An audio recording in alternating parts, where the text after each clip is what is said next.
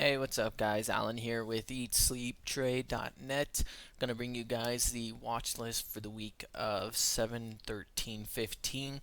We didn't do a watch list last week because the market has been in such a disarray lately, and a lot of things were selling off as expected when the overall market is down. So I thought it was a good time to go ahead and put up a chart of the SPY and take a look at what we're looking at for market strength. You guys can see that coming in on Friday, things started to kind of come off the bottom a little bit and tried to start recovering. And if we can't hold up on the 200-day moving average here for the SPY, then we could really start to get into trouble. So we're not out of the clear yet, so keep that in mind. The market's still very choppy, and nothing is confirmed or guaranteed, and we definitely could continue lower if things do not continue to turn around for us coming into next week. All right, so sit tight. We'll be back in just a second, and we'll go over the watch list.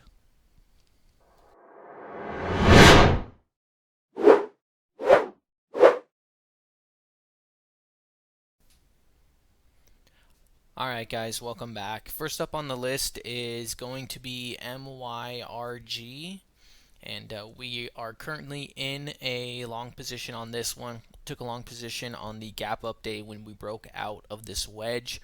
We were able to buy at the low this day here, and fortunately have not yet been stopped out. You can see we came down and started to find support on the top side of the wedge and the 50-day, so definitely two good things there, and have kind of moved back up towards that $31 area. So going to be looking for a continuation breakout on this. Our stops are going to be placed around that 50-day, probably just below it. So if we come down back to that area, we'll be getting out of this trade. But for now, still have a position long, haven't been stopped out, and going to let it continue to play out.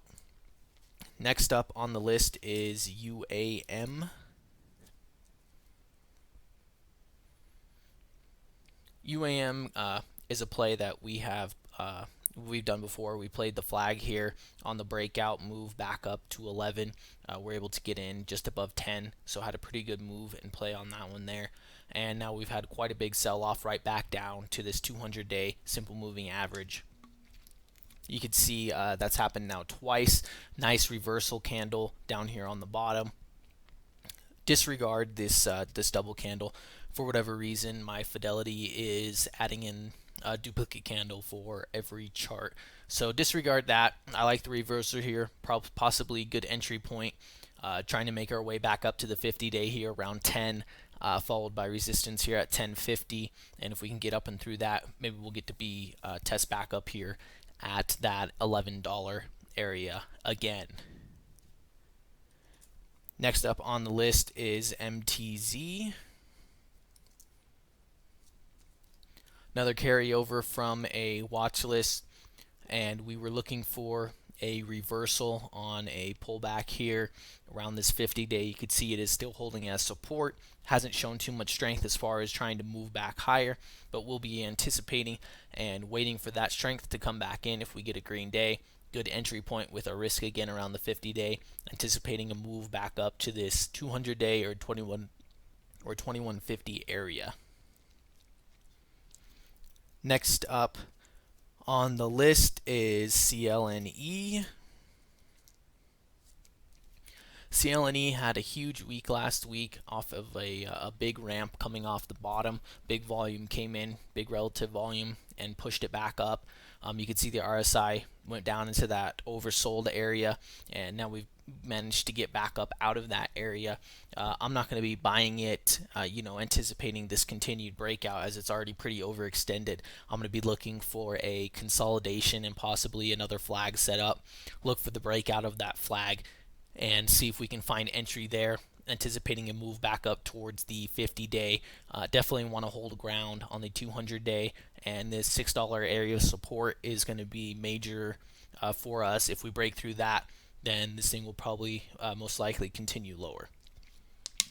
So if we hold that $6 area of support and we start to show some strength, might be able to take a position on this, working our way back up to that 50-day. Next up on the list is ZIOP. Another one that we just recently played as well. We got to play this nice breakout on this consolidation wedge, which gave us a nice move up to 1250. I unfortunately ended up setting my stop too tight and got stopped out down here before that big move that it took off. So that was a little bit disheartening to see that big move after being stopped out, but it happens sometimes. Respect your stops, and here we are again, looking like we could be reversing, getting ready to head back higher, coming off of our 50-day. So if that holds up, I like the reversal candle that we had on Friday. Again, the duplicate candle, it wasn't to the same day. So if we see some more strength coming in here, this could give us entry with our risk down that 50-day, anticipating a move back up to this 1250 area. Next up on the list is CLMT. Another nice good wedge play. Friday, it attempted to break out to the top side of that wedge and wasn't able to quite hold on to it. But as we've seen a lot of times before, typically when a candle tends to pierce a certain area of resistance, then it is in its near future where it gets that breakout. You can see we're putting in some higher lows now and also break out of our previous high here. So both really good signs. If we hold that area as support, at least the 50-day around 2650s, then we could see a breakout of this wedge, possibly anticipating a move back up to this $29 area. Next up on the list is GERN.